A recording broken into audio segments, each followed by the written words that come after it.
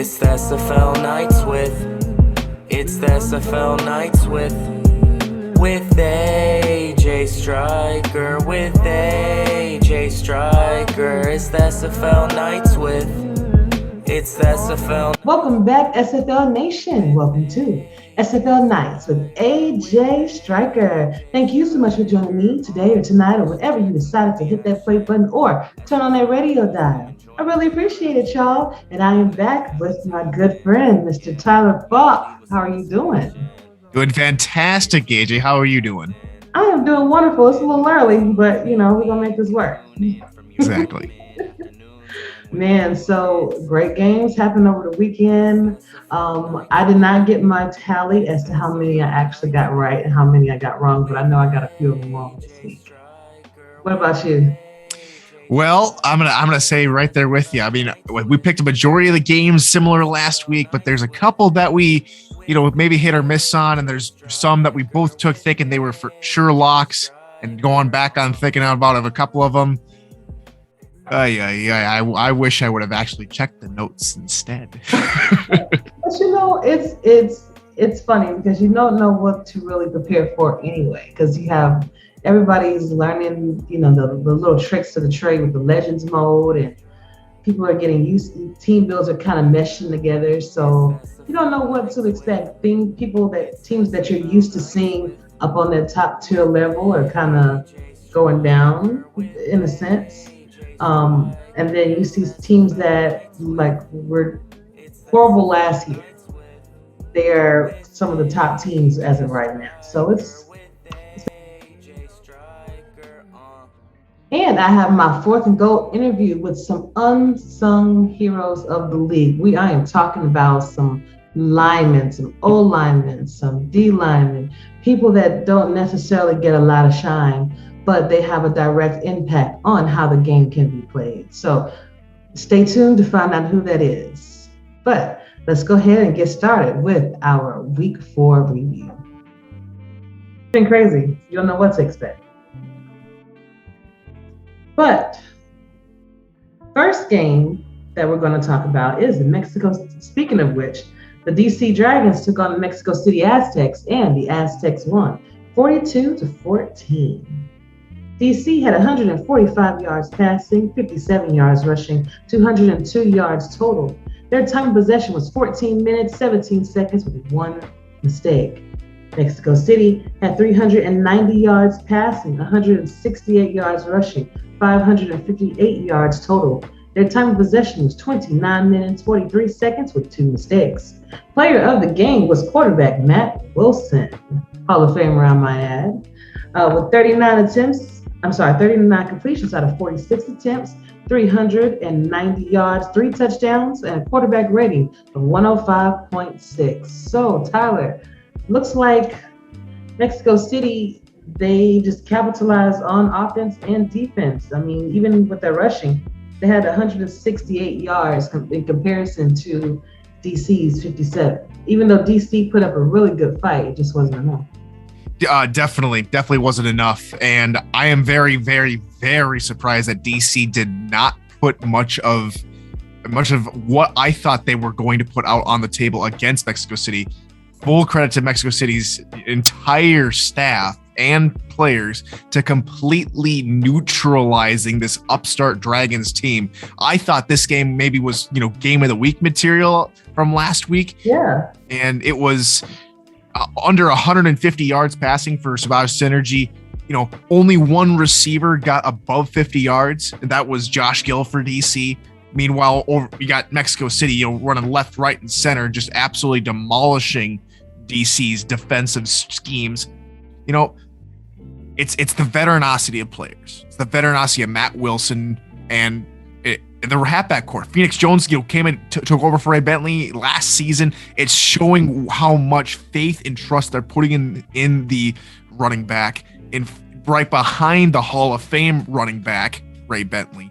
And he proves it time and time again, especially with a 145-yard performance. Great game for Mexico City. They're in the driver's seat sitting 4-0.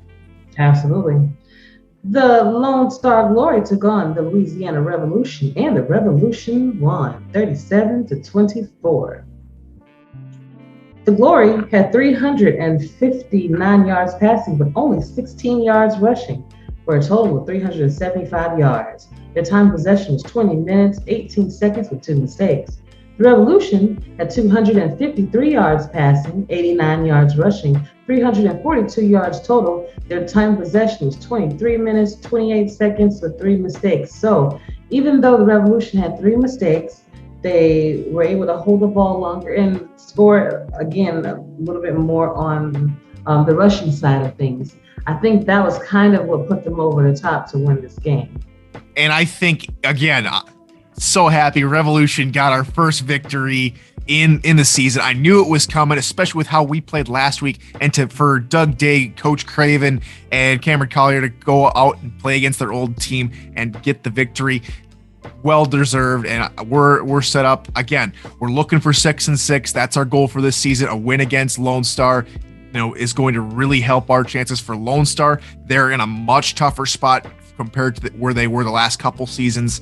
They need a little bit of a jump start, maybe. Again, those yards and the score line is a little bit, suspect, because at half it was 24-3, Lone Star taking the lead. So, and I could see in terms of game planning and everything, we were set up to, we got the lead at half. Let's go ahead. We're going to give up some points. But we did it in a way where we were also getting the points as well. Again, final score 37-24. The Revolution came out, and even though we were down 0-3 coming into the game, we keep on turning. So we get our first victory of the season. We're looking for many, many more. There you go. I mean, like we were talking about it first. You never know what you're going to get. Any given Sunday, you can win that game. And you guys did, so congratulations. Thank you. I have B. Robo as the player of the game, wide receiver, with 6 receptions, 118 yards, 2 touchdowns, and averaging 19.7 yards per catch. The Jacksonville Kings took on the London Knights, and London won 35-42. Jacksonville had 458 yards passing, 50 yards rushing, for 508 yards total. Their time of possession was 25 minutes, 47 seconds with 4 mistakes. London had 274 yards passing, 110 yards rushing, 384 yards total. Their time of possession is 18 minutes, 13 seconds with no mistakes. So it looks like the reason why London won this game is because they won the turnover battle by not having any, I guess in my opinion. And even though Jacksonville threw for a substantial amount of yards in comparison, they seem to just be careful with London seems to be a lot more careful with the ball for the 18 minutes that they had it. Does anyone else in the league still have the notion that Johnny Pickler, just loves to hand off the football? I think a good 30 for 32, a 93.75 completion percentage, and 4 touchdowns, 0 mistakes is pretty much blowing that out of the water, especially against Jacksonville.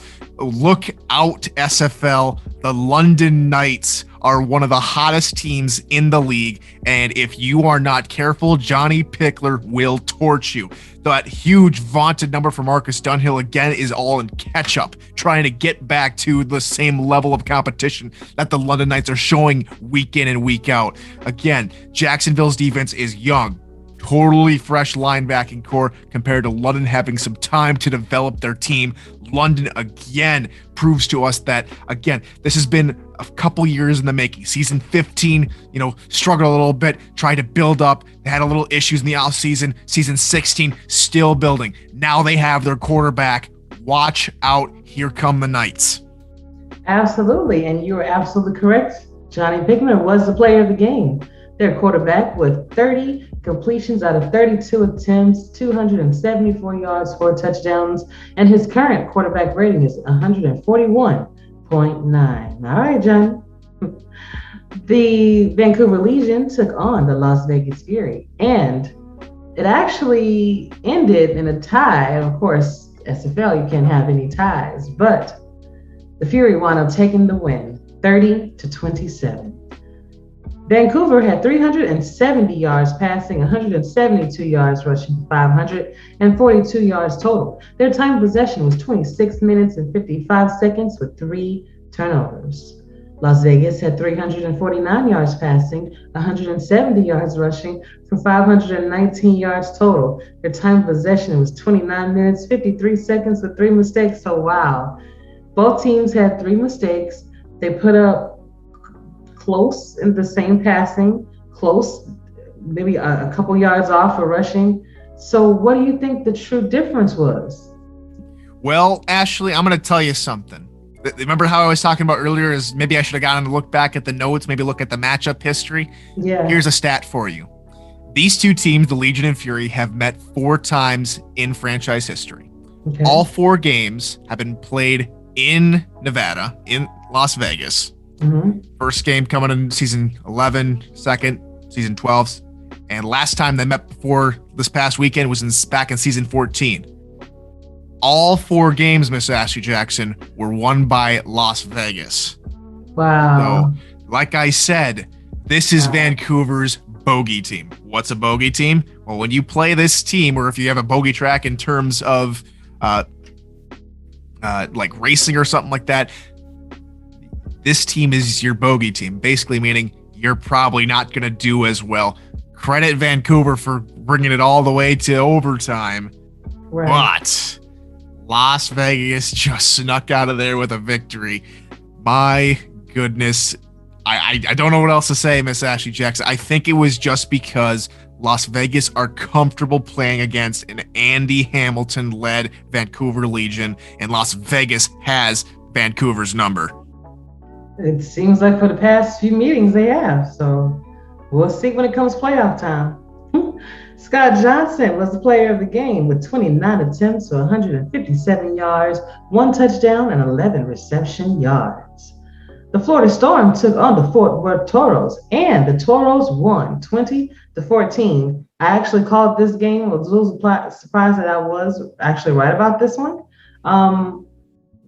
But just like the last game, you just never know what you're going to get. Florida had 203 yards passing, but only 18 yards rushing for 221 yards total. Their time of possession was 19 minutes and 30 seconds with 1 turnover. The Toros had 155 yards passing, 136 yards rushing for 291 yards total. Their time of possession was 24 minutes, 4 seconds with no mistakes. Player of the game was Cameron Curtis, quarterback. 22 completions out of 29 attempts, 155 yards, 2 touchdowns, and a quarterback rating of 110.6. Now, again, it looks like the Toros just had a more balanced game. They held the ball longer, no mistakes, more balanced game in comparison to Florida. So this is where this old school Fort Worth defense came into play that we saw all the time last season. This is the first ever opportunity for us to see them get back to their ways of being dominant, being insufferable, and just limiting Florida left, right, and center. Charlie Boletsky only 18 yards on the day for the sophomore halfback. That's unheard of, especially for a Florida team who relied on him time and time again last season. And Ron Cochran only 203 yards and only 1 touchdown on 47 passing attempts. This is Fort Worth came to play. They had their defense on lock. It's that passing attack from Fort Worth that's kind of scares me. Even though Curtis is the player of the game with 155 yards, imagine saying that for play of their game. I think Jason Williams, their halfback, with 133 yards, no touchdowns, but just being consistent and constant through the entire ball game, I think deserves player of the game honors rather than Cameron Curtis. But they got the win. They'll take the win. That matters more than who gets the special awards in their case. Understood. And the Arizona Scorpions took on. You have to talk about it, Ashley. I'm sorry. Yeah, we do. Another game I was wrong about was the Arizona Scorpions taking on the Denver Nightwings. And Denver won 24-23. Walk-off field goal, man. The Scorpions had 314 yards passing, only 24 yards rushing, 338 yards total. Their time of possession was 20 minutes, 23 seconds with 2 mistakes. Denver had 238 yards passing, 87 yards rushing, 325 yards total. Time of possession, 23 minutes, 37 seconds, and 1 mistake. Unfortunately, there was no player of the game that was mentioned because the graphic was cut off. So, Tyler, I'm going to give you the honor of giving the player of the game. But before we do that, I will say that Denver did give us a heck of a ride. Looks like they played really well with the nickel and dime defense. They know I like to pass, so of course you're going to be ready on that. They know DJ likes to run if I can't get it out there, so they was able to kind of stop him at 24 yards.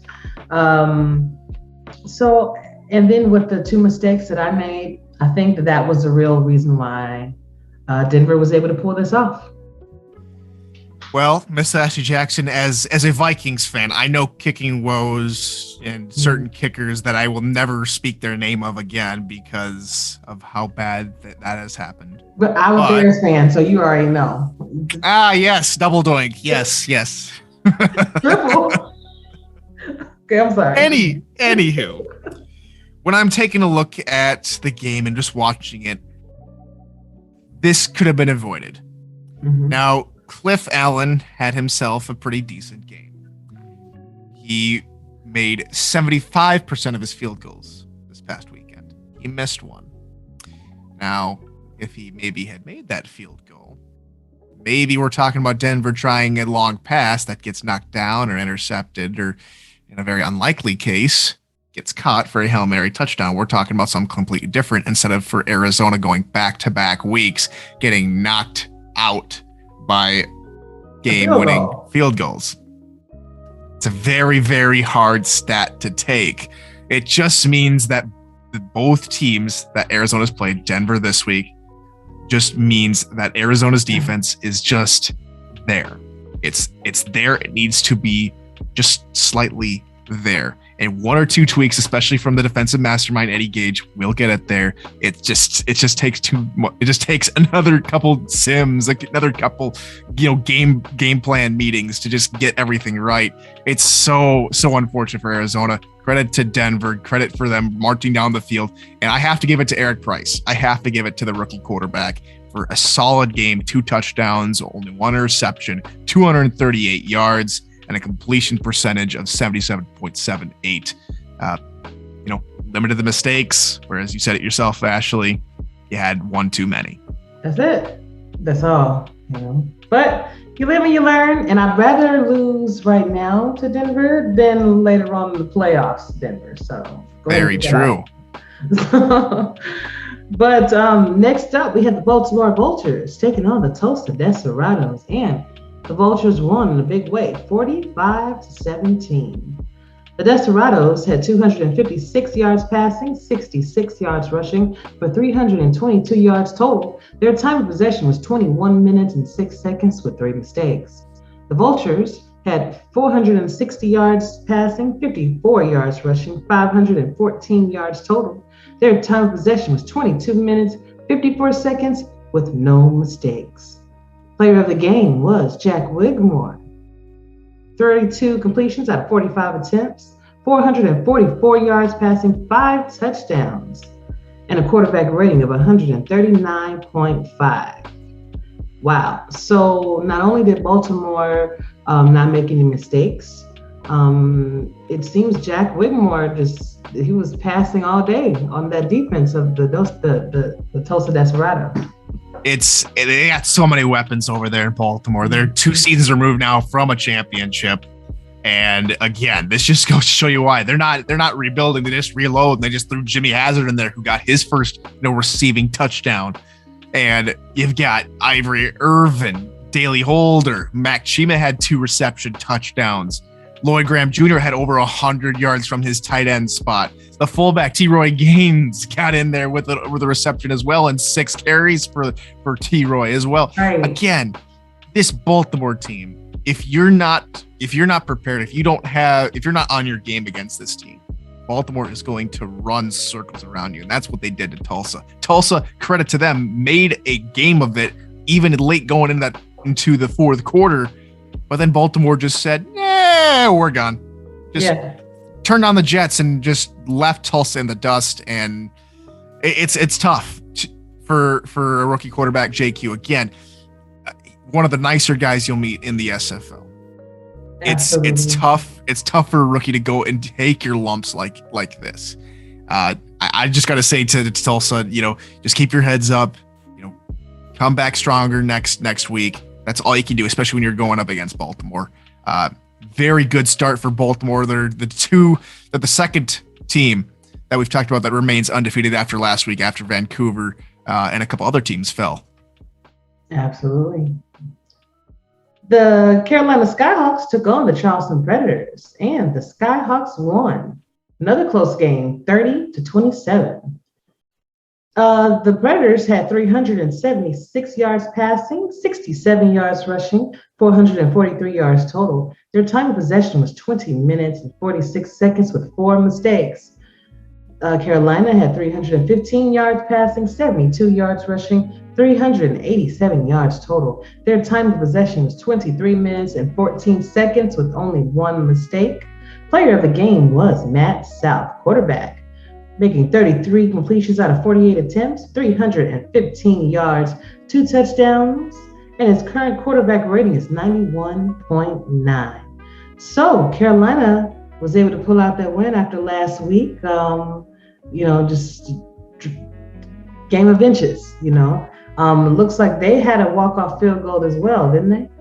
Yeah, no heartbreak for Carolina. Instead of them losing to a heartbreaker, they are the ones putting the heartbreak on their rivals in Charleston. And there's 2 people I want to talk about. Matt South.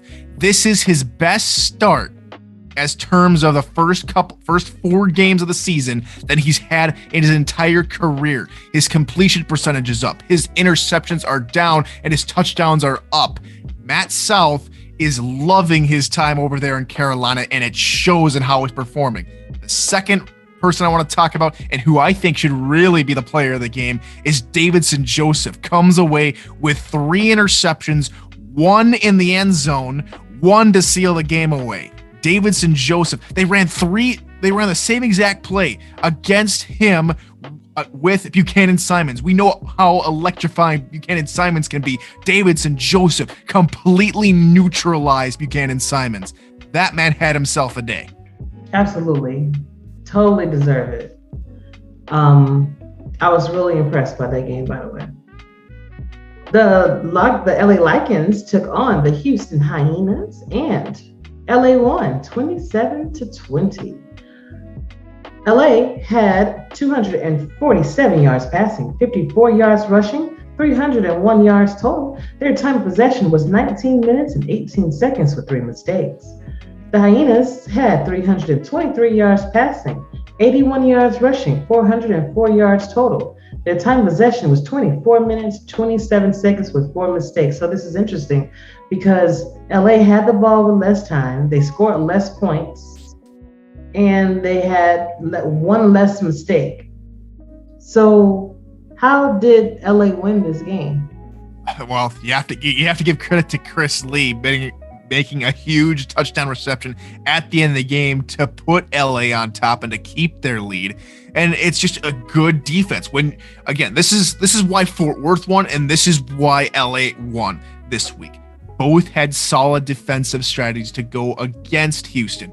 Now, when you limit a rookie quarterback to 323 yards, that usually means they're picking up a couple touchdowns, right? Not the case. Only 1 touchdown for the rookie quarterback in Houston, 4 interceptions. That's credit to the defense in Los Angeles. If they're allowing him to march down the field but stop him in their own territory, that's huge. That means you guys get the ball, you kick them off, their offense off the field, and you continue to march. You continue to keep as much time as possession as you can. Now, we noticed that they didn't have a whole lot of time possession, but they had just enough to keep Houston at bay long enough to get the victory. Absolutely. And you're absolutely correct. Chris Lee was the player of the game and well-deserved wide receiver. He had 5 receptions for 123 yards, 1 touchdown, and averaged 24.6 yards per catch. Next up was the San Diego Mavericks taking on the St. Louis Gladiators, and the Gladiators won 28-20. San Diego had 299 yards passing, 86 yards rushing, 385 yards total. Their time of possession was 18 minutes, 8 seconds with 1 mistake. The Gladiators had 227 yards passing, 137 yards rushing, 364 yards total. Their time of possession, 25 minutes, 12 seconds with 1 mistake. So even though both ball clubs made 1 mistake, Gladiators just had a better game. They had a better passing game, better rushing game, definitely. And they were able to do more with the ball than San Diego was. San Diego was kept at bay for most of that football game. They're actually, especially because the scoreline, again, a whole bunch of garbage time points from a lot of different teams this past week, and San Diego is no different this past week.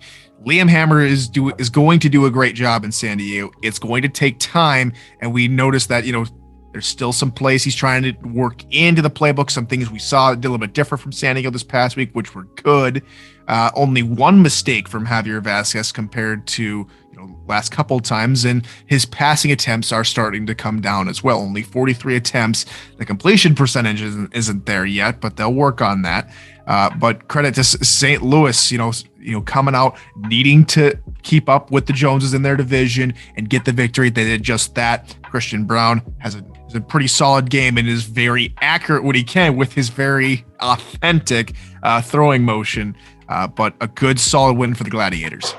Absolutely. So much so that Cairo Martinez, halfback, was the player of the game with 26 attempts, 96 yards, 2 touchdowns, and averaged 3.7 yards per carry. The Atlanta Swarm took on the Queen City Corsairs, and the Corsairs won 27-14. Another game that I got wrong. Atlanta had 302 yards passing, 83 yards rushing, 385 yards total. Their time of possession was 21 minutes, 34 seconds with 5 turnovers. The Queen City Corsairs had 167 yards passing, 124 yards rushing for 291 yards total. Their time of possession was 21 minutes, 44 seconds, 1 mistake. Deezer Powell, wide receiver, was the player of the game with 6 receptions for 72 yards, 2 touchdowns, and he averaged 12 yards per catch.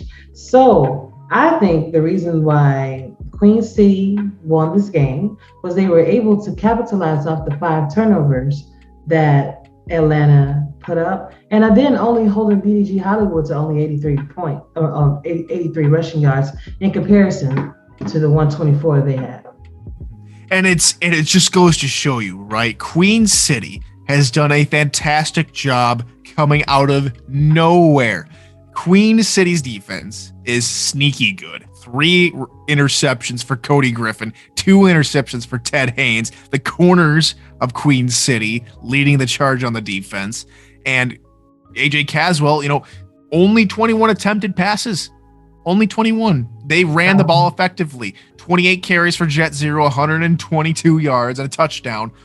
Again, Queen City is starting to show signs that, this isn't just, a little streak they're having. This is a playoff run that they hope turns into their 4th or 5th. I'm trying to remember my math here. How many different championships they hold. Please correct me. They hold 4, so this will be the 5th one. It's number 5th. Thank you. I know that the most in the SFL. Absolutely. I get them confused sometimes. But Queen City is looking to add number 5, and I think if they come out with the right game plan against teams like Denver, against teams in their division like Baltimore, Queen City might just make the semifinals. I think. If they keep this up, if they keep their game plan up. I'm thinking semifinals would be a fantastic achievement for Queen City. If they can make it to the finals, that'd be even better. Definitely, especially after the past couple seasons that they've had. It's a welcome sight. On another note, though, the Sioux Falls Sparrows took on the Portland Fleet, and the Portland Fleet won 30-10. Now, the Sparrows is another one of those cornerstone teams, while Portland spent some time trying to get their things together. They're another team that's gelling well, and their playbooks are coming together, and it's showing on the field.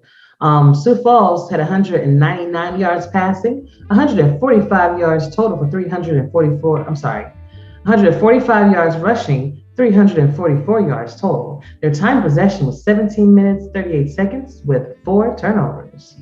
The Portland Fleet had 174 yards passing, 143 yards rushing for 317 yards total. Their time of possession was 25 minutes, 54 seconds with 2 mistakes. Player of the game again was Mr. Ezekiel Love, halfback, with 29 attempts, 134 yards, 2 touchdowns, and 21 reception yards. Ezekiel Love, it seems like they added something to him, and he just had this extra boost this season. He has been doing absolutely amazing, putting up that 143 for Portland. I think they just had a cleaner game with only making 2 mistakes. They held the ball longer, able to do more with it again, and they were playing balanced ball. With Sioux Falls, they definitely had their moments, but with the 4 turnovers that they had, I think that's where they kind of fell by the wayside. Well, there were no passing touchdowns from either side in this football game. So if you liked old school offense and defense, this was the game for you, especially with how Ezekiel Love ran the ball. You talked about earlier there, Ashley, 29 attempts, 39 carries for Ezekiel Love, 17 total carries for Sioux Falls on the other side. So again, it's the defense that showed up. And Ezekiel Love, the reason why he's gotten better and better, especially this past season, is because he knows he has to help out OJ Bruin. So if they can have a more balanced attack like they showed against Sioux Falls, Portland is going to win a couple of these games. They're 2-2 at 500 right now. A big step forward for them coming out of the gate against an always tough Sioux Falls team that, unfortunately for Sioux Falls, have just not adapted enough. They are still, I think, back in season 15 where, running the ball down your throat is going to get the job done. Colin Hart had himself, a pretty nice game. What needs to be said, 14 carries, 137 yards, and a touchdown, and a long of 41 yards. It's just not enough, I don't think. I think they're trying to pass out of some running formations that just aren't going their way, and it shows with the 4 interceptions. So I think some more tweaking needs to be done on the offensive game plan for Sioux Falls to be the Sioux Falls we all, used to know and love. Absolutely. And those ends the slate of games that happened over the weekend. Hope you got a chance to check them out. If you did not, you can also catch them on our website first of all, on our YouTube page for the Simulation Football League. And then you can go to www.simulationfl.net for more information about the scheduling, what we're going to be reading off for you here in a little bit. If you want to see articles, get direct links to podcasts like this one, like Dave Access, like NETMA, like Coach's Corner with Coach Craven, Inside the League with Nelson Lozano. If you want to get all that, visit the website. I'm sure you'll love it. Now, sliding into SFL chat around the water cooler. Tyler and I are going to be going over the current division standings and during our pickles. I'm thinking we're going to start with the division standings first. So currently in the Pacific, number 1 team is Los Angeles sitting at 3-1, Vancouver sitting at 3-1, followed by Portland sitting at 2-2, and San Diego, unfortunately, sitting at 0-4. So what do you think about the Pacific division? Well, right now, Los Angeles and Vancouver are tied atop the table in the Pacific, and guess what? They play each other this week, so we're going to find out who the early season favorite is to take home the Pacific division. Last couple of seasons, it's been Vancouver in the Pacific side of the Northwest. again, divisions have only been in the SFL like this for the past 2 seasons.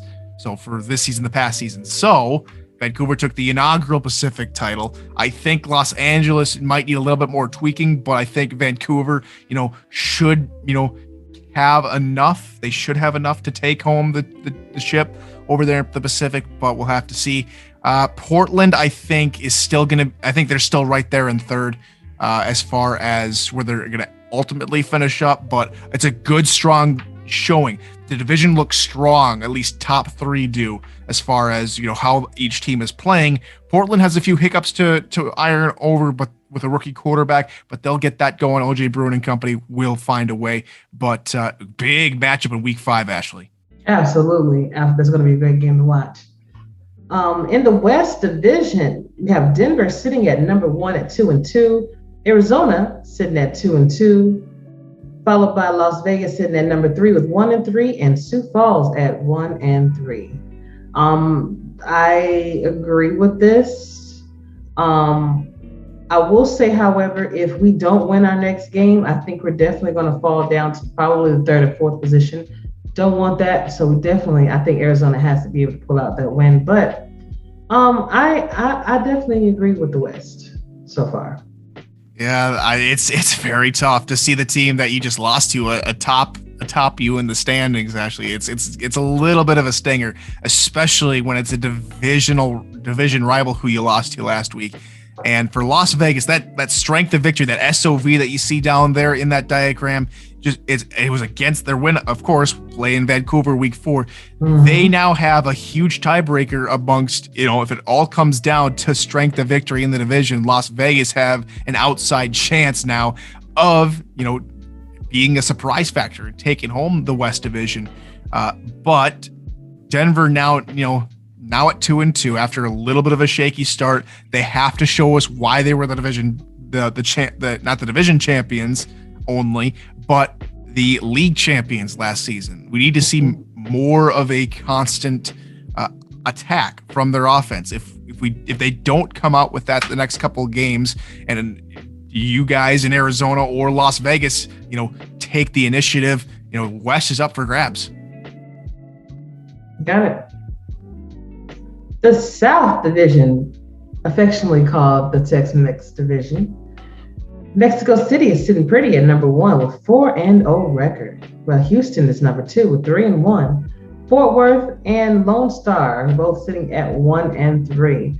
I agree with this one as well. I think that because of the strength of victories that were won against who the teams played, I think that is the reason why they're sitting the way they are. Now, for Mexico City, again, this is pretty much what we've been wanting to see from Mexico City, especially coming off of season 15. Little bit of a shaky go around in season 16. They did make the playoffs, but Mexico City, I think, needs to keep up the pressure because they got Houston nipping at their heels in a pretty shock loss for Houston to lose to Los Angeles, in my opinion. But again, Houston now needs to turn things around after a loss and keep up the pressure. Fort Worth and Lone Star. Fort Worth coming off of a big win. Lone Star, they're in some trouble. Lone Star is in some trouble, I think, because of how things are going. Because they need to win. They need wins, of course, in this league. Lone Star just needs a little extra oomph, and I think maybe the loss of a few key players going over to Louisiana might have done something to contribute to that. But they need to figure a couple things out. Otherwise, they're looking at missing the playoffs the first time in a couple seasons. And they started off actually existing and going to the playoffs, so that will be something to look out for. In the North, the Queen City is sitting pretty at number 1 at 4-0. Baltimore is also 4-0 at number 2. London is sitting at 3-1, and Washington, D.C. is sitting at 2-2. And I must say, when you see the teams that struggled last season, that they're finally kind of turning things around, you kind of root for the underdog in the sense, not to say that Queen City and Washington were underdogs, but they were just struggling with the seasons that they were having. And to see them, at Queen City 4-0. When I had my interview with Chris Comasack and crew, they said that they were not going to be the old Queen City. They have fresh ideas, and that's probably why they're sitting at number one right now. Baltimore, of course, we all know about Baltimore. There's so many weapons, so little time. So of course they're 4-0. With London, Johnny Pickman going over there to help them out, definitely, and Mike St. Green, all of them going over there to help them out. I think that's the reason why they're at number 3. And of course, I think Washington, just having the season that they're having, turning things around slowly, is a win for them. Now, when you take a look at it on paper, the North is definitely the strongest division. There's no team below 500 through the first 4 games. Mm-hmm. And what a shock. It has to be said. Queen City came out of nowhere and has played phenomenally. Mm-hmm. DC, has been a thorn in the team's side, especially last season, their inaugural season, back from, a little bit of a hiatus. It's very, very interesting and fun to watch the North Division right now. Queen City and Baltimore don't play each other next week. If I do remember correctly, I think Queen City plays. They play Houston. Yes. And Baltimore plays Las Vegas. So 2, 1 and 3, 2 and 2 teams, but both teams that can turn on the heat when they want to. So another good test for both clubs. But with how things stand, they both should be 5-0 coming into next week. Again, I think this is going to be the division coming out of next week that all the teams will, should remain at or above 500. Though that Washington DC game, that's going to be a pretty interesting matchup because they're coming to my Louisiana Revolution. Yes. Well, yeah. I want to say Washington's going to stay above 500, but then I realized they're playing us. So I have, that's going to be a tough call when we do pick-ems, Ashley. That's going to be a real tough call. Yeah, it is. Yeah, it is. I know where you're going. In the East, the St. Louis Gladiators is sitting at the number 1 position at 2-2. Atlanta is right behind them at 2-2. Louisiana is sitting at 1-3, as well as Tulsa. And like you mentioned, with you guys figuring things out over there in Louisiana, getting used to each other, getting used to the team builds and everything, you guys are showing promise.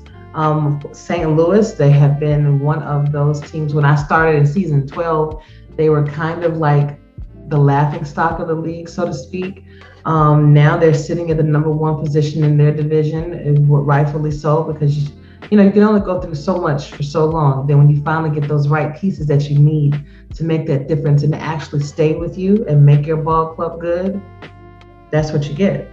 Atlanta kind of struggled a little bit. I'm kind of used to seeing a little bit more wins in the win column for Atlanta, but like I said, you don't know what you're going to get any given sim day. And Tulsa definitely has to work on the turnover ratios, as well as their defense needs to beef up a bit. Otherwise, I'd hate to see my old team miss the playoffs. I think there probably will only be one team out of the East coming into the playoffs. That's going to be whoever takes the division. And right now, I don't have a strong candidate who takes the division, because St. Louis could easily falter and fall to Jacksonville this week. They could easily fall if they're not on their game. Atlanta, they're playing London. That's a huge matchup for London. Louisiana, no different. We're playing DC. Like I said, it's gonna be tough to pick, but even my own team against DC, just because I know how Destro likes to run his team and how he's gonna come out and play against us. That's gonna be tough. We're scratching our heads in DC, and the coaches were trying to figure out how is Destro gonna play us, because Destro makes you react to your play style rather than you come out and play your own game. So it's a very different matchup when you play the Dragons. And Tulsa, it's very tough. Now they have they might be on the bottom, but they're only one game out of being right back in the hunt. Yeah. And though the East is very much a head scratcher. It's a very much a head scratcher. Absolutely. And lastly, the Atlantic Division consists of Carolina sitting at number 1, 2-2. Florida sitting at number 2 with 2-2. Charleston 2-2 at number 3, and Jacksonville 0-4. And I will say that I am most surprised about Jacksonville being at 0-4. Not like I think when I started off my statement saying that some teams that I'm not used to being on the bottom are now on the bottom. Is definitely one of them. And I get it. They have a young team right now. They had a big turnover during the offseason, so it's a lot of team builds, a lot of people that have to gel together and get their players working for them. Until they can do that, I could unfortunately easily see them missing the playoffs, which is crazy to say right now, because they're one of the teams that normally makes it all the time. Carolina is doing a fantastic job. Looks like Harish is finally comfortable with the playbooks and getting things done in that regard. So I could see the change. Florida is also one of those teams that they could start off one way and wind up taking the championship from you. So you don't know what to expect with Florida, with Marty over there. And Charleston, under new management, you never know what kind of play styles you're going to get when you have different coaches involved and things like that. But it's working for them. They're sitting at 2-2 right now. Now, Ashley, everyone's sitting at 500 besides Jacksonville, and color me pink because I think no one expected Jacksonville to be sitting 0-4 alongside San Diego. That it would be 2-10 like predictions, right? It's unheard of, and it's for everybody else. It's reality right now. Jacksonville is 0-4, and no team right now in that Atlantic Division wants to take the advantage and take the initiative and take the division. They're all tied up atop the table. Yeah. Carolina, had a couple, hiccups. They're 2-2. They barely sneak out of their own stadium with a victory against Charleston. Charleston looked to be, okay until they came in against Carolina, and for their credit, they did come back and tie up that football game, but Carolina looked like they were always going to win that football game. Florida, they're 2-2, and I took a look at their next couple of games, Ash. I think they're going to stay at 500. I think they could easily be at 4-4 by the time, the second trimester of the football season comes to pass. This Atlantic Division, we might see a division winner at 500, and I think it might come from the Atlantic Division. Interesting. Well, we'll see how it all shakes out. Now it is time for our Pickles, what you have been dreading. Yes. We're going to do a kind of rapid fire style, just maybe spending a minute on each game and see what we can come up with. The Lone Star Glory is taking on the Sioux Falls Pharaohs, and they will be playing at Liberty Park. They both need this win.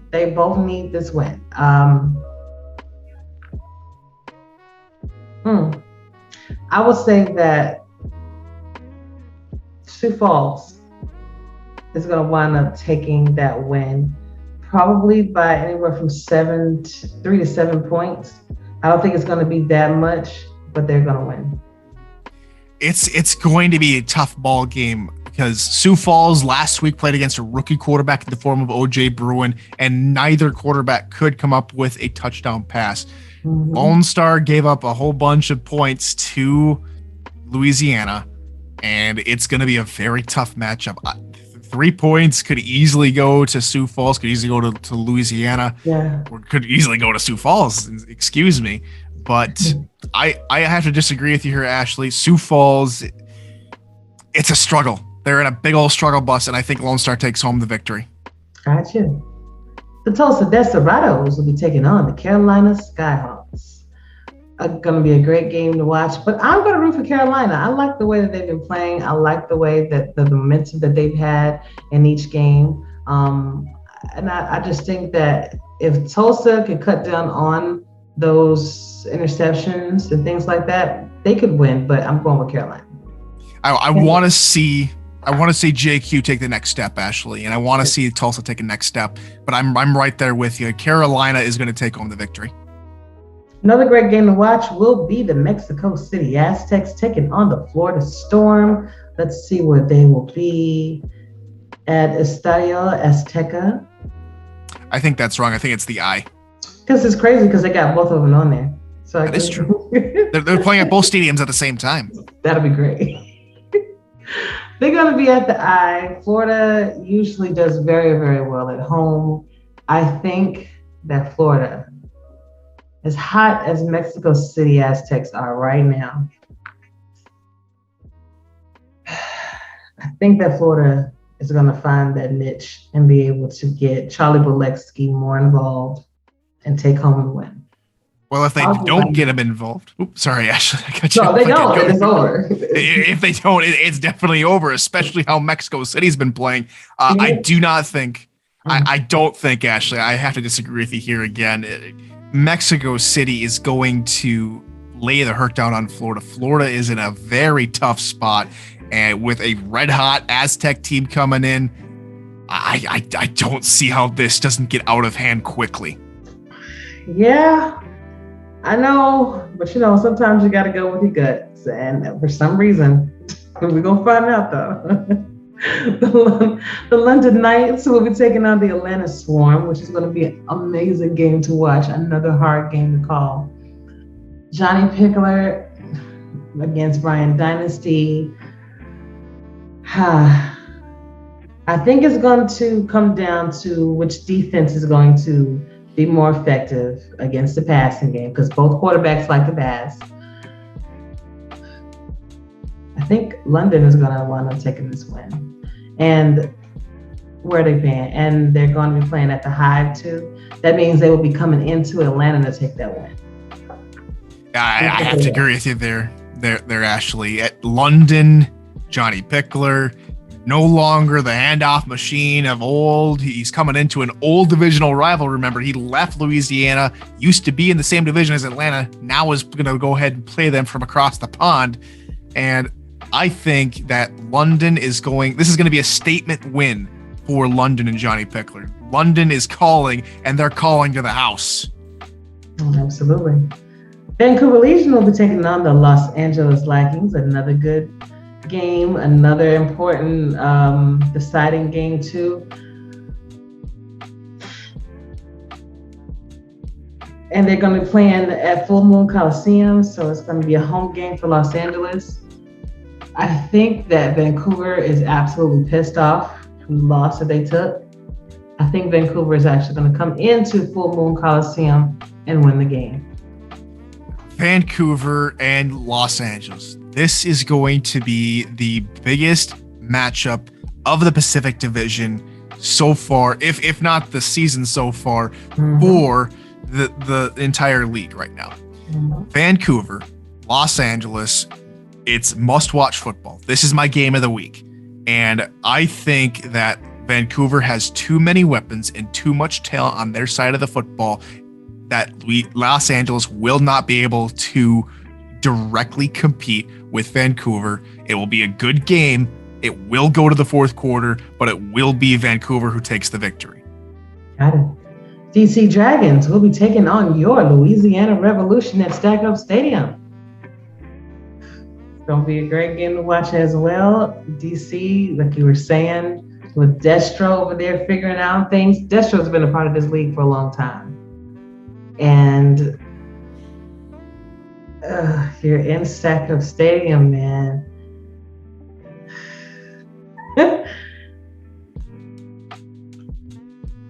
I think that Louisiana is going to win. However, if you let Shabazz Synergy throw all over you and you don't stop that, if you don't stop them, you're not going to win by much. I can tell you exactly who he'll be targeting. I can tell you exactly what the game plan is for DC. They're going to target Mike Ryan. They're going to go after the weaker of the two safeties. As Mike Ryan's agent, I'm going to say that's the game plan. They are going to. Destro is a fantastic game planner. I have nothing but respect for DC and that entire organization. This game is going to be the game that we see a walk-off victory, whether it be a walk-off touchdown in overtime or a walk-off field goal or something. This game is going to be very tight, tighter than most people think. Mm-hmm. Oh my goodness. It's tough. This is a very tough pick because I know how good both teams can play. I'm going to stick with my guns. I am going to pick my team. I am going to put the Revolution in a nail biter because we have some really good momentum. I think it's just enough to put us over the edge. I think just enough. I agree. The Houston Hyenas will be taking on the Queen City Corsairs at Con-Pro Stadium. And I got to go with Queen City on this. They're just too hot right now. Unless DR Sims can get some fantastic receptions, or the defense can really put a stop to AJ Caswell. I don't see them winning this game. So I'm going with Queen City. If Houston's offense cannot click early and often, it's going to be very lopsided. I think, I'm right there with you there, Ashley. Queen City will take home the victory. In Las Vegas, we'll be taking on the Baltimore Vultures, which should be a fantastic game to watch. I think that at Vulture Stadium, again, Baltimore is one of those teams that when they're playing at home, it's really hard to go against them. So I am going to have to go with Baltimore on this one. Probably about 10-point victory. There's too many weapons in Baltimore, right? Las Vegas, did have a little bit of fun taking down Vancouver in overtime, but I think Baltimore is a truly different beast for the Fury, and Baltimore is going to take home the victory. I think 10 points is a good margin. Yeah. The Portland Fleet will be taking on the Denver Night Wings at Richard L. Snowden Stadium. It's going to be a fantastic game to watch. And the way Portland has been playing, they have the potential to beat anybody. I just don't know if it's going to be. I don't know if it's going to be this week though. I'm going to go with Denver on this one. Kind of like the Baltimore-Las Vegas game. I think Denver's offense has not just the right tools, but the right people behind those tools in order to make things happen. And it's going to be a battle of two rookie quarterbacks, Eric Price and OJ Bruin. And I think Denver's offense is more well built around Eric Price than Portland's offense is more well built around OJ Bruin. I think Denver's going to win. It's going to be a fun game to watch. Portland's got a few more kinks left to work out if they want to truly go toe-to-toe with Denver. I agree. If they stop Ezekiel Love, then if Denver is able to stop Ezekiel, then I think they're definitely going to win. Because Ezekiel has been a beast lately. St. Louis Gladiators will be taking on the Jacksonville Kings in the Kings Lair. Another great game to watch. Jacksonville needs a win. Jacksonville needs to pull this out at home. And I think that they will against St. Louis Gladiators. Probably not by much because St. Louis has been balling. But I think this is the game that they wind up taking. I absolutely agree with you. And to say that for an 0-4 team taking on a division leader in St. Louis, it's a very, very tough ask. But we all know how St. Louis likes to run the football with both their halfback and their fullback, Bill Cherry. Jacksonville's defense is going to key in on that. Their rookie linebacking core is going to say, you know what? We're going to stop the run. We're going to make sure they can't pound it in on us, especially near the goal line. Jacksonville will take their first victory, and what a way to do it at home. that the St. Louis's division is really going to be in entire straits. The East Division is not looking very sturdy, should I say. Absolutely. The Arizona Scorpions will be taking on the San Diego Mavericks at Robert Hansen Field at Lee Archer Stadium. So it's going to be a road game for the Scorpions against the San Diego Mavericks. And as long as we can cut down on our turnovers, and as long as we can properly, I think, get our running game off the ground, because last week we had some issues with our running game. I think if we do that, I think we stand a good chance of winning over San Diego, and that's what I'm going to choose. We're going to win over San Diego by about 7 points. I'd say that's a very, very admirable differential there.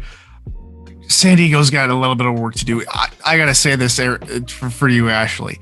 I'm picking Arizona, but if San Diego gets their first victory against you guys, you'll know that having me on your show, it means that I'm your bogey co-host, because I was on last week and you guys lost to Denver in a very heartbreaking fashion. If you guys lose to San Diego in the same way, I don't think I'll be able to show my face on this show because I'll be the bogey guy. I will be the bogey guy. Tyler, you're banned. You're not.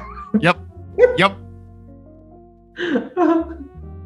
Oh man, we'll see how that works out though. But I think it's just a matter of just, like you said, being able to pay attention to what is going into the playbooks and trying to, I think, thinking outside the box, doing something that people are not expecting you to do. I think that is key for teams staying fresh, because if you love to run, people are going to understand that about you and they're going to prepare that. And if you like to pass like we do, then they're going to prepare for that. So you got to keep people guessing. And if you can do that, then you can win any game. But the last game is for Toros taking on the Charleston Predators at Fort, let me see if I can pronounce this correctly, Fort Moultrie. Okay, well, he's dead. And Charleston, under new management, has been playing fantastic. But I think Fort Worth Toros is coming in hot, and I think they're going to wind up taking this win. Even though it's going to be a home game for Charleston, I think if E.K. Benson gets as many tackles, 15, 20 tackles, like he's been trying to get, and if Cam goes off, then they're good to go. Now, with Fort Worth picking up their first win of the season last week, Charleston, especially coming off of a heartbreaking defeat, if they can slow down Buchanan Simons like Carolina showed the league that they could, then you have yourselves a ball game. Right. It's another toss-up. This is a very difficult call. Oh my goodness. I'll go with you here, Ashley. I'm gonna go Fort Worth too. Just based on, I think Fort Worth has finally, rekindled the flame on the defense side of the ball. It's gonna be a defensive showdown. I think we'll see less than 30 points scored between the two teams. Yes, definitely. And I think that the coaches over there in Fort Worth are just a little bit more seasoned than Charleston. But hey, you never know. You never know how things are going to work out. And guys, when we make these pick'ems, please don't get mad at us. This is just our opinions. We are not saying that we love you any less. 2 and 10 much? We need to get a cup. You need to get a mug or a t-shirt, put it on a hat. Put on a flat cap. There we go. That'd be great, man. All right, everybody. Tyler, thanks so much. We are shooting it over to my fourth and goal interviews. Coming right up.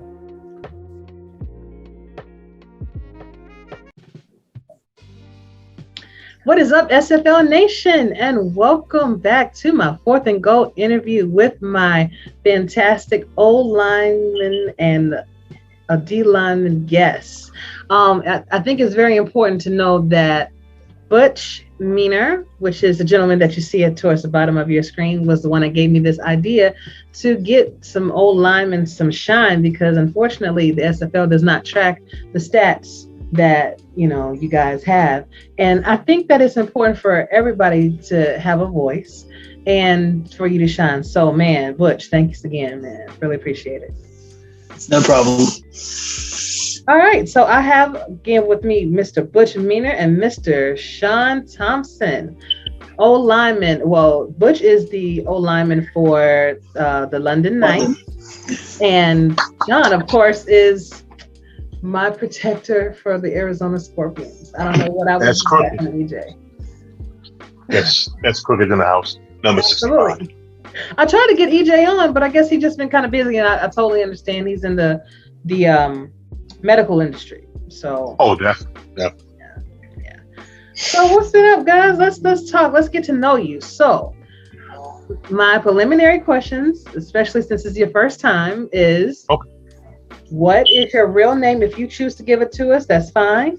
What is your age, your hometown, interesting fact about yourself, and your favorite NFL team? So I will start with you first, Butch. Well, my real name is Colin Mennor. It's I'm originally from the Pittsburgh area, but now I live down here in Houston with St. Green and my mother. I forgot your other questions already. You're good. Give me an interesting fact about yourself. Oh God. You know what? I play a lot of Pokemon. I am a little bit of a nerd. Play a lot of Pokemon. I love it. And then what's your favorite NFL team? Pittsburgh Steelers. I should have guessed that when you said you're from Pittsburgh, but you never know. Six firms. I like the steel curtain. You're allowed. You're allowed to be on the show. Thank you. Awesome. What about you, Sean? All right. So my name is Sean Thompson, known as Sean Crooked. Of course, I'm playing right tackle on the Arizona Scorpions. That's been mowing them down, trying to protect Ashley all the time. Let's see. Originally from New York City, born in Manhattan, raised in Brooklyn. Living in Homestead. Married, wife, child, mother-in-law. That's right. Put her into mother-in-law also. And basically, favorite team, New York Giants. From birth. Can't stand the Jets, so don't worry about that. And of course, University of Miami is also my favorite team also. And any other questions you might want to know? Any interesting facts you want to give us? Facts. You could say, wow. I used to travel a lot, be on the road in my younger days. 50 years old. So in my 20s, I used to be on the road with the music business. So that's the only thing. Try to sit back and relax and enjoy myself. Exactly. You deserve to, man. You work hard, want to spend that time with the family and everybody. So I definitely understand you doing that. Still working hard, but it's just working home from home now. Understood. Working smart and home. Understood. And look who I have here, popped in, and my linebacker, Sean Moore. How are you doing, sir? I am doing beautiful today. And you, Queen, how you doing? Fantastic, King. It's always good. Beautiful as always. Thank you. Appreciate that, man. Although it's been one of them days I've just been running around here, so I appreciate the compliment because that's not how I feel. But just to catch you up on the conversation, we're just getting to know each other. So I would like for you to give us your age. Well, if Sean Moore is not your real name, your name if you want to.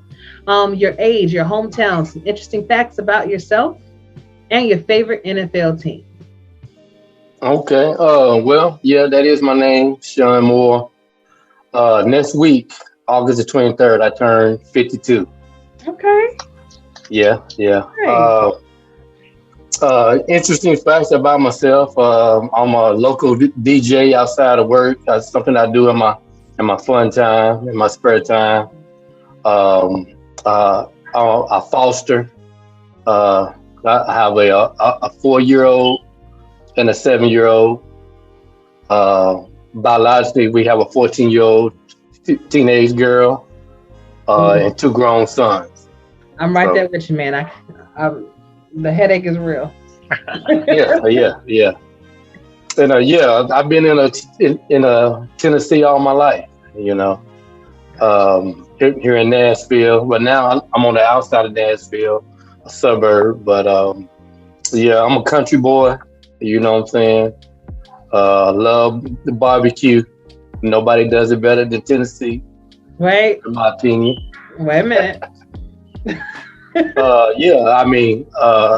I love God. I'm not really a religious person, but I love God. I love seeing people smile. I love having fun. I'm blessed with a beautiful wife that takes real good care of me. So that's about it. Fantastic. I love it, man. And then, what's your favorite NFL team?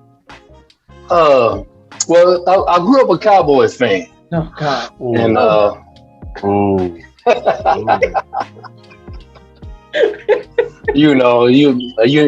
when I say number 33 and $20 set taken for 99 yards, I fell in love with that star then.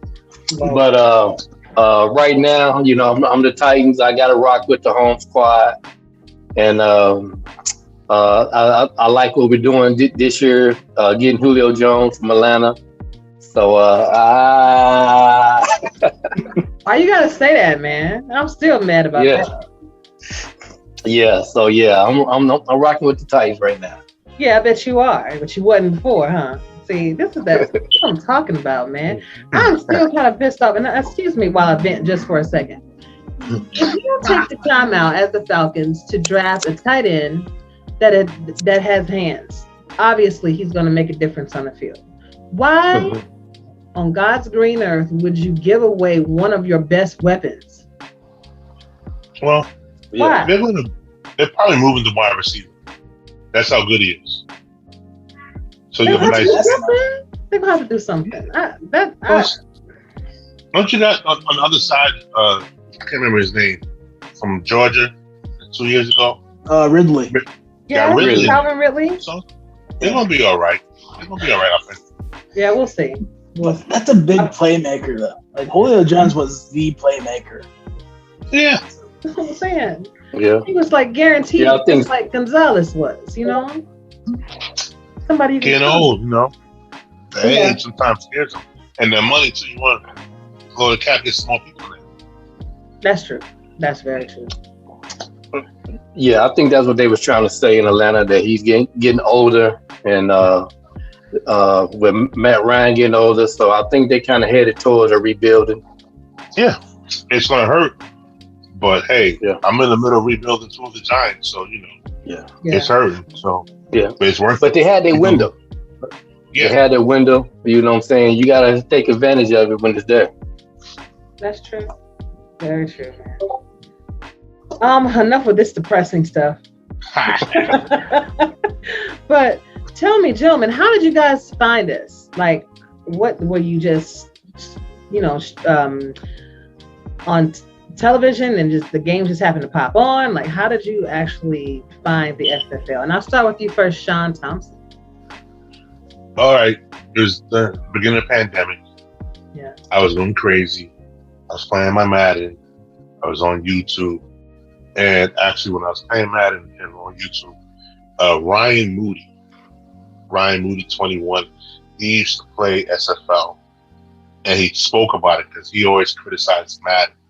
And he was like, well, I played SFL for 1 or 2 seasons. And, I enjoyed it. And I said, let me check this out. And I started checking it on YouTube. And I was like, oh, okay, I can do this. I'll have some fun. Especially the pandemic there. It's like, and then when I started, it was in the minor leagues as a defensive tackle. So, in Birmingham. So I was like, okay, I can do this. And then it just built up in that part. Well, this is like my 3rd season now in Arizona. So it's good. And we're so happy to have you, man. So serious. No problem. Man. And Butch, tell us about how you found us. Well, I think I was actually working nights at the time. And I was still living with Mike and Don. I came home. It was like maybe like midnight. Went to bed, got up. Mike's like, "Hey, you gotta check this out." I'm like, "What?" He's like, "It's on TV." He's like, "I was looking through the channels and I saw this Houston team on." And he's like, I just want to see what it was. And he started watching it, and I was like, "All right, well, I'll give it a shot." So I was sitting there at work one night and was going back through the page, and I saw the Queen City game. I was like, "Oh, well, I'll watch this one." Got into it. Mike joined, and I joined, and so it's all on Mike. Mike got me here. All right. Shout out to Mike St. Green. Love it. What about you, Sean? More? Yeah. Well, it was pretty much like Sean in the middle of the pandemic, being bored, and I looked at my TV. I said, "You know what? I need a bigger TV."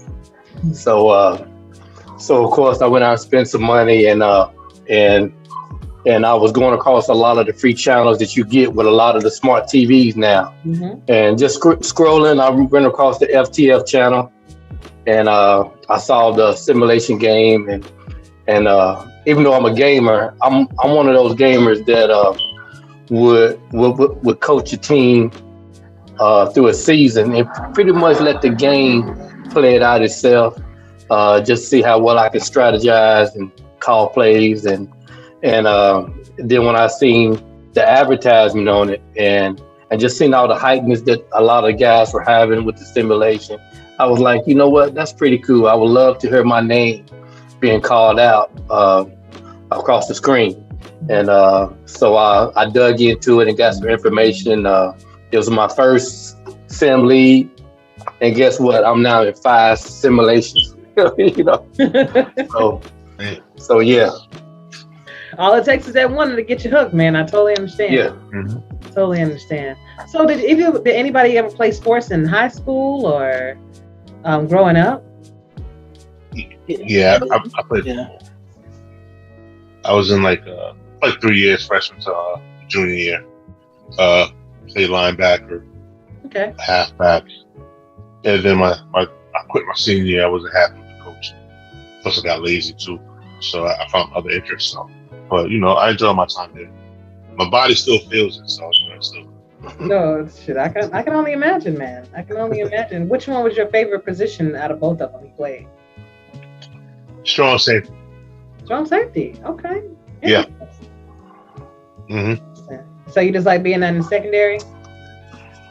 I really like being in the middle of action. Middle linebacker was good, but I realized I was tall when I first started. Right. I was 5'7". I was a big dude. I was the biggest dude the freshman year, and I ended up being the shortest dude afterwards. Yeah. So I was like, I gotta end it.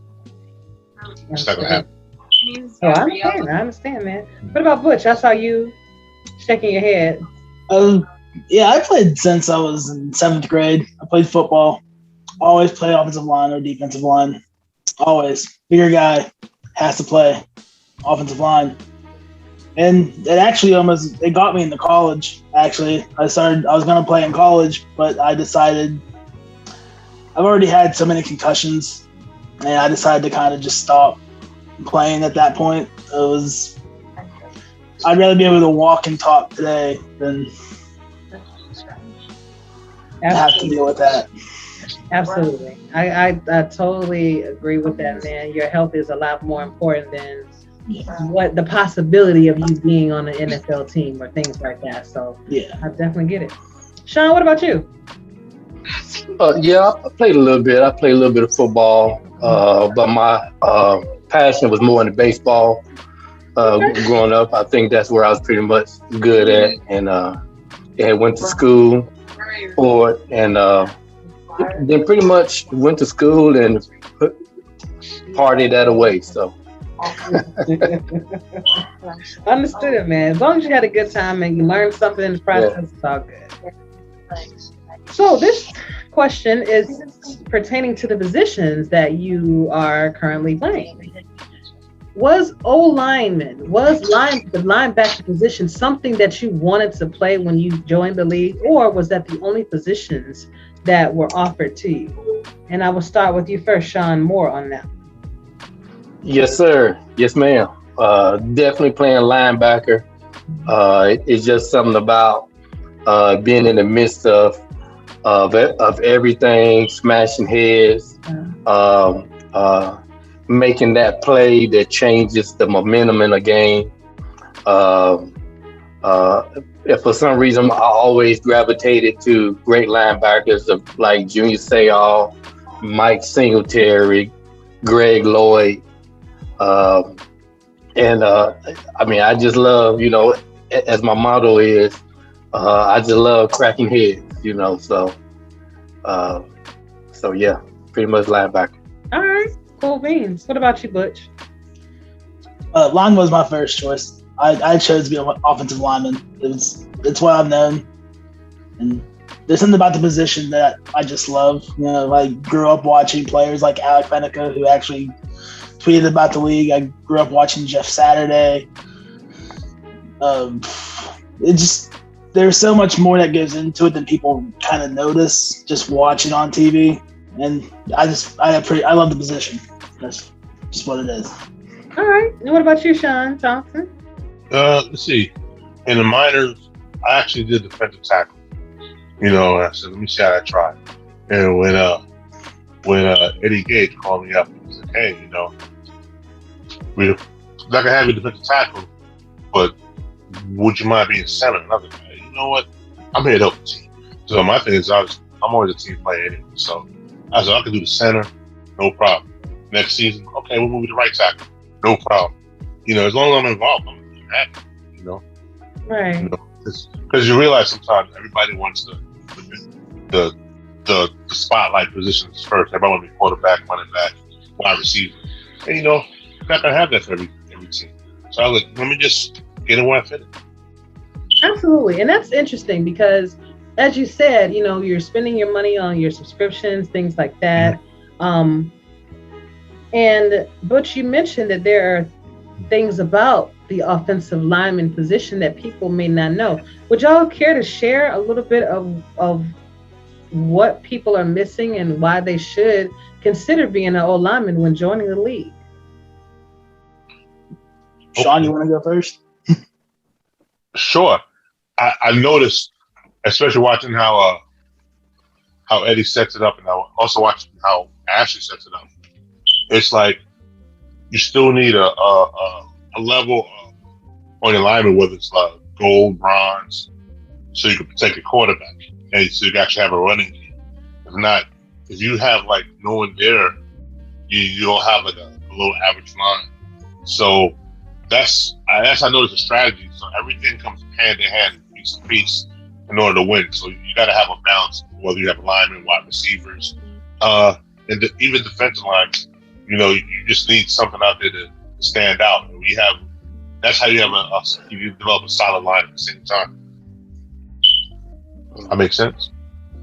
Yeah. Yeah, it makes sense. What about you, Butch?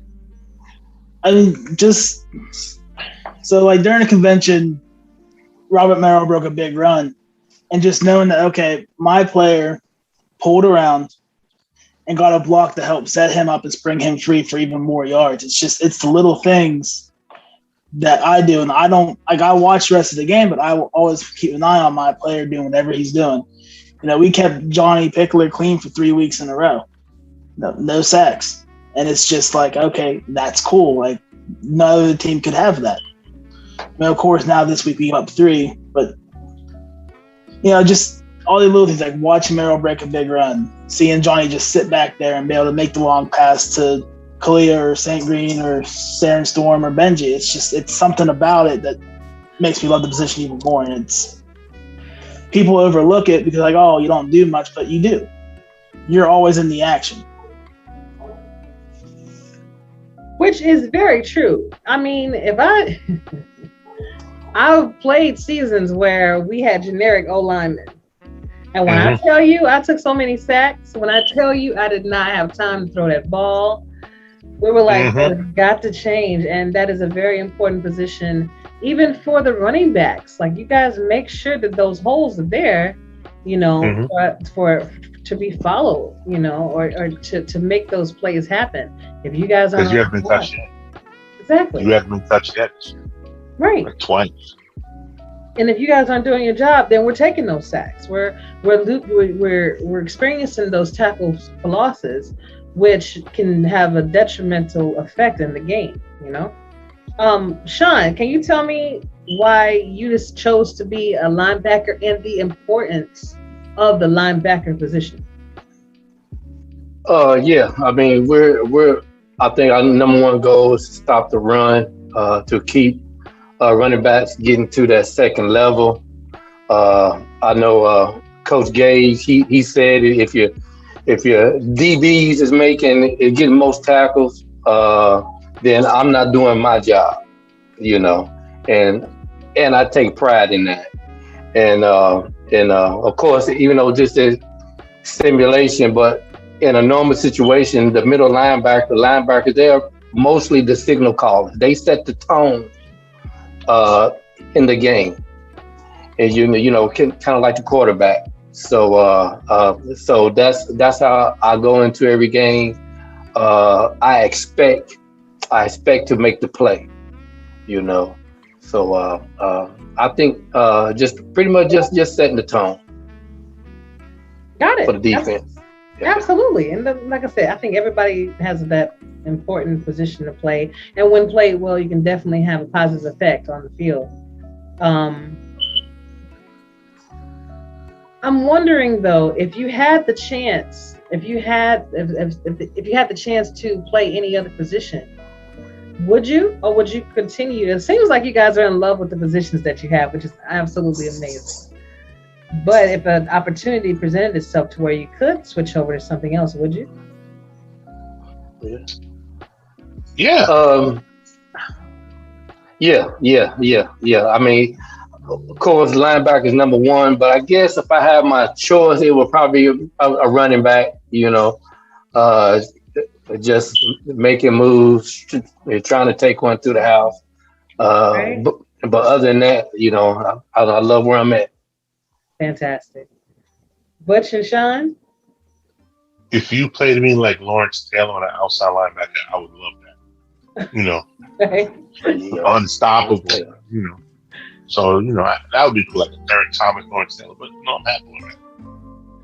Absolutely. What about you, Butch? If O-line wasn't possible, I'd probably just choose to be a tight end. Really? Still get the block, but still get to go out there and catch a ball, get my name called every once in a while. Okay. No, I like that.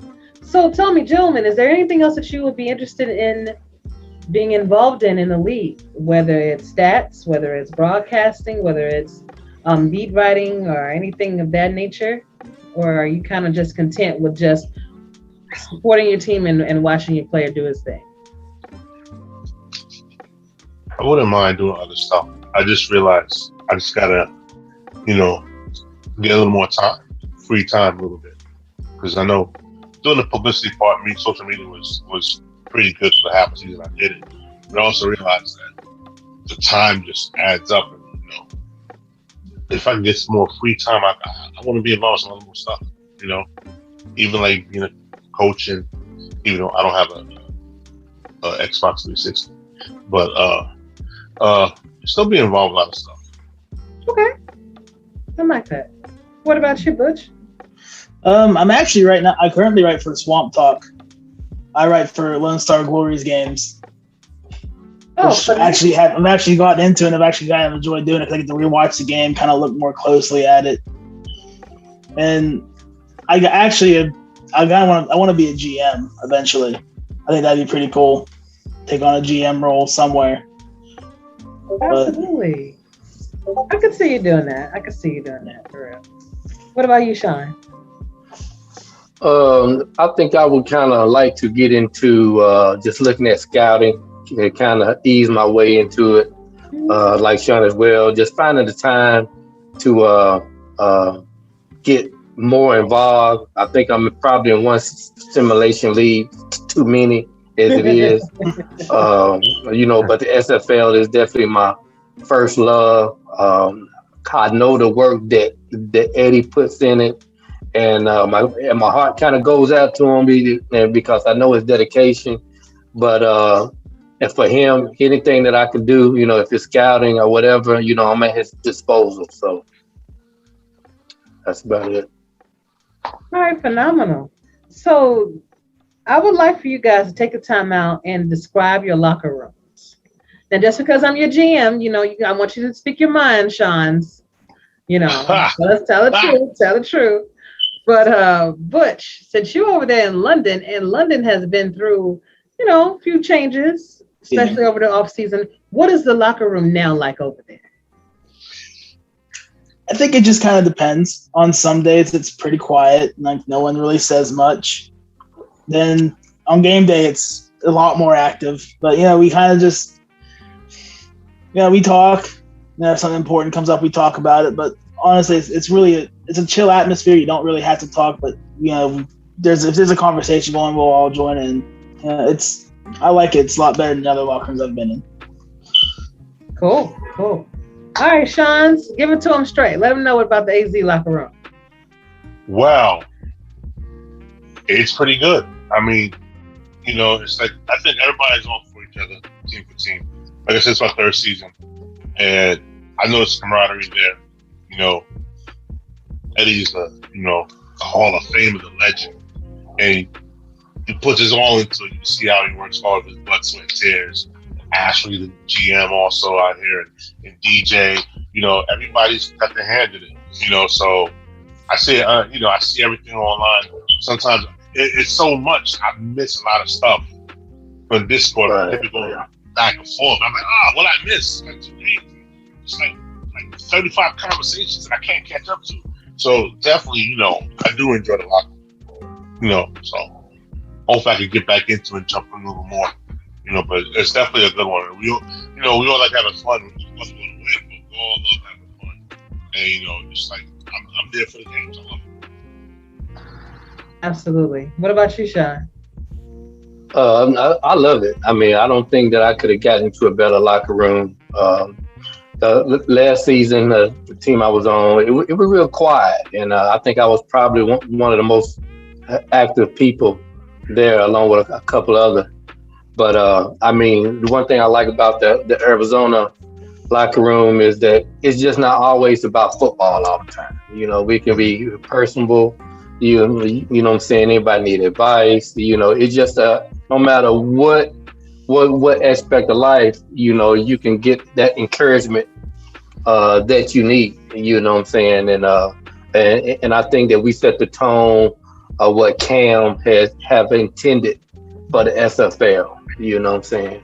So of course, you, Eddie, Moses, Parker, I mean, amongst others, it's we definitely have a family feel, so it's been pretty good. I would agree. I definitely agree. Everyone's locker room is different, and all the expectations from the owners are different. Where I came from Tulsa, like we were talking, but it's kind of like London, where it's, you have those lull moments, and then, you have those moments where game day, everybody's in there, the camaraderie is there and everything. So my thing is, as long as you guys show up when I need you to during game day, making sure you make your progressions on time and everything like that, I don't have a problem with what you do. And, being respectful in every chat that you're in, because you're representing more than just your player, you're representing your team as well, and that's one thing I do love about Arizona, is that everybody is very respectful. Now, we might talk a little mess during the game, but it's all in fun, it's all in love, and there's never a malicious intent in what we do, and I'm really grateful to be a part of that ball club, to be able to do that too. I want to go ahead there. No, I just said yes, sir. I just got one question. Yeah. I got one question. Please do. Am I doing my progression right? That's all I want to know, because I began like feedback. Hey, it's not done yet. I'm like, I don't get it. Sean, if anybody's gonna make sure that you make your progressions right, Ashley Jackson. Oh yeah. That's like one of my things, but I think it's so much easier now that we're doing it online and everything is Like it gives you the suggestions on what to do and things like that. So it does make everyone's job easier. It's just that if you want to take the advice of the coaches or the GMs and things like that, of course, this is your player. You do what you want to do. But this is how the suggestions that we make are thinking about it from a team aspect. Like how would you help the team, things like that. So I follow your advice all the time. Yeah, me too. I was so happy to actually be able to suggest something besides saving, man. I was like, yeah, God, please. But with me being in the league for so long, now I'm pretty much maxed out on everything that really matters. So now I'm working on speed. Now I'm working, my agility is now maxed out. So I'm basically working on the things that I need to. And then all of a sudden, there's nothing else to progress, That's a good thing. Switching gears a little bit, what do y'all think about the current standings in the league for both teams? So London is currently sitting at the number 3 position at 3-1, following behind Queen City and Baltimore. And guys, we are following Denver in the number 2 position sitting at 2-2. So what do y'all think about that? Well, I think for London's case, like we're excited. We're happy now. For years London's kind of just been not there. We were close. They were close last year, but I think now it's a lot more positive. It's a lot more, people are excited for us too, and that's what's great to see is that everybody's actually excited to see London doing so well, and I think it's great. Like it's awesome, and we still have tough battles. Like we have Queen City, who we already got beat by, and we still have Baltimore to contend with, and they're both 4-0. So we got to kind of hope that they slip up. But even then, we're headed in the right direction at 3-1 this early. I agree. I think when you have a fresh set of eyes, like with Chad Rowland coming over there to help guys out, even Johnny P. A little worried about Johnny P because I know how. He could just bring that attention, man. And I'd be like, man, just calm down just a little bit. But it works. It works for you guys. Yeah. And obviously it's something that you're benefiting from as a team. You guys are meshing together real well, and it's showing on the field. So that's dope. I'm really, really happy for you. And Sean Squared. What do y'all think about what do y'all think about Arizona's current position? We're still in a good position. I mean, if you look at it, unfortunately we lost to Denver. It's kind of heartbreaking at the last minute. Both our losses have been in the last minute, but it's something. I guess it's more of a learning experience. But the way we're at, we're 2-2. We got 8 more games with the dough, so it's like I think we can run with it. We were disappointed last year that we lost the playoff in the wild card. To Denver, but it's still in a good position, so I think we'll pick some more butt. Right now our offense is potent, so I like what's nice. Okay. What about you, Sean?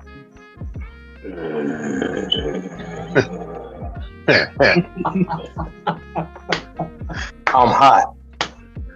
I'm smoking. But we 2-2. We got a lot of football left. I'm disappointed at the last 2 losses, especially the Queen City loss. Do I think we better than them? Yes, I do. But I got faith in the team. I got faith in the coaches and everything, and we will be there until the end. So we'll be on the lookout. Who's ever's next, they gonna get it. So all day long and twice on Sunday, man. My thoughts on it. Every time I see us progressing in the right way, every time I see us making those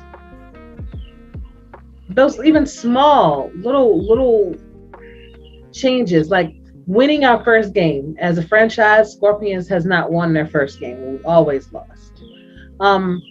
Even how we are losing, we're only losing by 1 point. And yes, Yeah. It sucks that the same thing happened during the playoffs, same thing happened in this game. But I'm always the type of person that kind of looks at the glass half full too, because it could have been by a larger margin. We could be Jacksonville, but we couldn't be like 0-4 right now. We could be really struggling, and I see the potential that the Scorpions have, and I think that we can pretty much take on anybody. And you don't become the best by taking on lackluster teams. You want to go for the top dogs. You want to go for the ones that are high caliber, because that's your measuring stick. Once you beat those teams, then you know you're in the right direction. You're going in the right direction. So I'm looking forward to what we have. And it's funny you should mention it. Now the London Knights will be taking on the Atlanta Storm, and guys, we'll be taking on the San Diego Mavericks. So what do you think about our next matchups? Butch, what do you think about you going against Atlanta? Well, week 1 we played them, and it was the air raid offenses. Both Dynasty killed us through the air, and we killed them through the air. And yeah, that's what we're kind of worried about. It's like, okay, well, can we keep up with them, and can they keep up with us? If it's going to turn into a shootout again, hopefully it lands our way. But I'm worried about it, because Atlanta's a good team. Atlanta's Atlanta. There's a reason why they're always there towards the end, and it's because they have great coaching, they have great players. BDG's hard to stop, and I think if we stick to the same game plan of how we beat Fort Worth and how we beat Jacksonville, because even though it is Jacksonville's still solid. They're not the same Jacksonville they used to be, but they are still Jacksonville, and we're London. We're still trying to get to where we need to be. And I think if we keep taking the right steps, then I think we should be able to come out on top and beat them again. I don't see why not. Yeah, I mean, I think it's going to come down to the defenses in your game in particular. Whoever guards the ball well, whoever throws the less amount of interceptions, because unfortunately, SFL quarterbacks is what we do. We throw interceptions. Unfortunately, guys, I'm sorry. I tell my team I'm sorry all the time. But it is how you capitalize off the turnovers that you do get. Yeah. And if you can stop Bryant from doing what he does best, then y'all have a chance. I can see that. As a matter of fact, with me and Tyler, earlier, I actually picked you guys to win.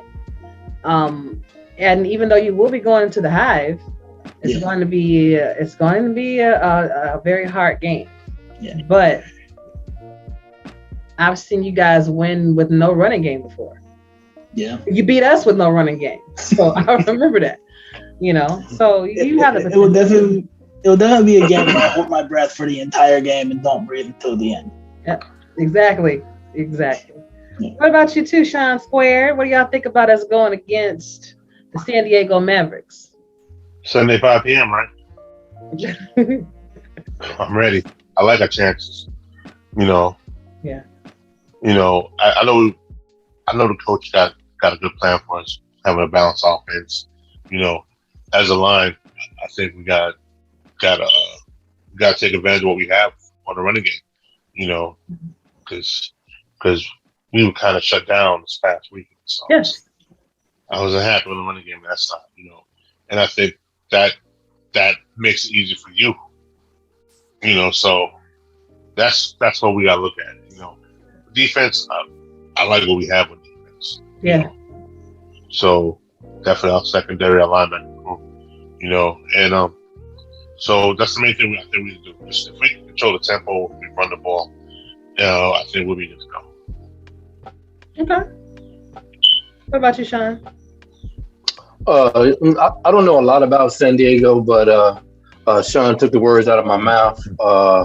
Moses is very important to what we do, and so we got to get him going. I'm gonna go ahead and say this is gonna be his breakout game, and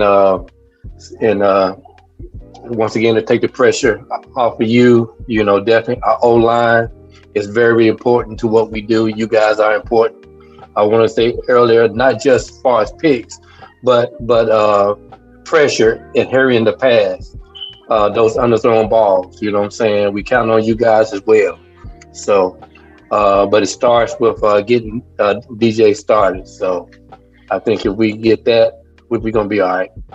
I agree. I think that if DJ would have had a better game against Denver, perhaps if Cliff would have made that missed field goal as well, the outcome would have been different. And I think it's just about slowly understanding what the other team does, because you really don't know what they're going to do, especially when you have new coaches that are taking over. I think they actually do have a new coach in San Diego that is taking over, so you don't necessarily know what to expect. But if you understand what the teams like to do, you have a general idea about what they will do, and thus counteract it. I think that if we can shut down their offense with our defense, wholeheartedly, and score. Can't be in the red zone throwing interceptions. You can't be in the red zone dropping balls, dropping passes, and everything like that. If we play a clean game, I think we have a chance to win. And that's against anybody, Definitely. But last question for the evening, fellas, is where do you see yourself in the SFL this time next year? So in one year from now, where do you see yourself in the SFL and in life? And I will start with you first, Sean Moore. Well, I mean, I see myself being right where I'm at next season, next year. I think this year I'm laying my foundation with the team, with my attributes, and getting that solidified. Then I can go into more of other things that I need to complete my game. But definitely being that number 2 linebacker, making statements on the field. As far as life, just trying to be consistent in what I'm doing with my foster kids, just helping them grow up to be well-rounded young adults and everything. That's where a lot of my heart is. I've always been a person to mentor. I've been with Big Brothers programs. I've been doing at risk programs with kids, and so just right now, just establishing a home and providing a good environment for these kids that have a lot against them right now. So yeah, that's about it. And that's very admirable too, man. To be able to take care of children that you didn't biologically have, but you still have that same love for them, that same you want them to succeed. I think it's amazing, and kudos to you and your beautiful wife for doing that for someone. I think that those kind of works will outlast and outlive you, and how you affect somebody's life in a positive way. So kudos to you. Appreciate it. Absolutely. Butch, what's your thoughts, man? Hopefully I'm still with London. I'd like to stay. Hopefully I have a championship ring on my finger. That's what I'm hoping for. After hours, we can get one. Yeah. But hopefully, I'm still in London, and hopefully I'm continuing to progress positively through life and through work. Keeping where I am and continuing to progress as a person too. Okay, gotcha. And you said in life, what are you planning on doing? I missed that. I mean, it's mostly now just trying to work my way up through to the company I work for. Just keep progressing. Today I got the keys to the warehouse, so every couple of months I just keep getting more and more responsibility, and hopefully by this time next year I have an office. There you go. Absolutely, man. I really hope that happens for you too, man. Hard work, perseverance, you got it. Sean, what about you, man? Okay. I know I'll still be involved with SFL. Still be a lineman, locking some people over. But of course, I probably want to expand my capacity here also. Whether scout or assistant coach or do something. I figure something, put my finger on it, and just be a part of it, touch it. A year from now, I really don't know where I see myself as. It's been a long 50 years already, so I don't know where it's going to lead me yet. Probably, with this new gig, I still be with these guys, and just expanding my career, just to enjoy life. Because got this kid about to graduate high school, so gotta be on top of that one too. So absolutely, you about to have a house to yourself, man. Yes. I wish. No way. Oh. My kid ain't going nowhere. Yeah, mine probably won't either. I love them. As long as they doing something though, you're gonna be in school or you're gonna work. You can stay. There you go. Gotta pay that rent. Gotta be part of this life. Okay, listen. You have to learn some responsibility one way or the other. But gentlemen, it was a pleasure having this conversation with you guys, and of course all of you are invited to come back on the show anytime you want to. If you got something else that you want to share with us, or talk about anything, or even help me co-host my show. We go over some of these games that would take place every week. I would love to have you guys back. No problem. But I cannot let you guys go without giving you the last word. So that can be a song, that can be a poem, or that can be just a simple shout out. But right now, Butch, the floor is yours. I was not ready for this. I just want to give a shout out to my brother Corey, Charleston Predators. Give a shout out to Mike, the whole London team. Chad, Liam. Thanks for bringing me on, and appreciate everything so far. And let's keep winning. Fantastic. What about you, Sean Thompson? Okay, shout out to the Arizona Scorpions. I guess I could say never retreat, never surrender. Because it's going to be a great season, but kick some butt. I think they don't realize how good a team we are. So I just felt better look out for this one. We're going to make an impact. That's all it is. Phenomenal. And lastly, Sean Moore. Shout out SFL. I like what you're doing. I wish I could have been a part of the convention, but it is on the list for next year. I know Nashville was mentioned, so that's just right where I am. So who knows? So I look forward to trying to be a part of that, to get to know more of you guys. Shout out to Arizona. Nice to meet you, Sean. My fellow teammate. I've been looking for you in the chat and everything. And we are here. And I think that we are going to solidify who we are in the SFL. We're going to be mentioned with the greats, Night Wings, and Storm, so I'm just glad just to be a part of what's going on in the upbuild, in the upswing of the Arizona Scorpions. 3 against 1. What you going to do? Love it, man. And to each one of you, thank y'all again for being on the show.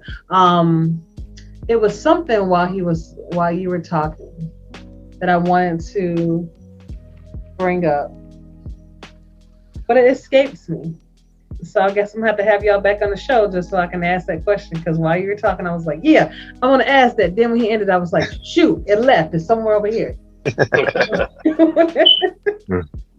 But guys, thanks you again for hanging out with me. I really appreciate you. Not a problem at all. Thank you. You're welcome. See y'all. Thank you for having me. Anytime. All right. Take care. And that is it, everybody. Thank you so much for joining Tyler and I tonight. We really do appreciate you for turning on that radio dial and pushing that play button for us. Tyler, do you have anything to say to these good people before you leave? Well, thank you for having me on again, Ashley. Again, if that Arizona prediction comes out, that's probably the last time I'll be on your show. So if that's the case, thanks for always having me on and saying hello. But to everyone else there in SFL Nation, and thanks for listening to me ramble on all night or day or afternoon or whenever you decide to listen to us. But it's always a pleasure to have your viewership and ears. And again, you guys have a fantastic evening. Ashley, thanks for having me on. And until next time, ladies and gentlemen, good morning, good afternoon, and good night. And I'm looking forward to bringing you another great podcast next week, y'all. But until then, stay safe, treat each other well. Tyler and Stryker.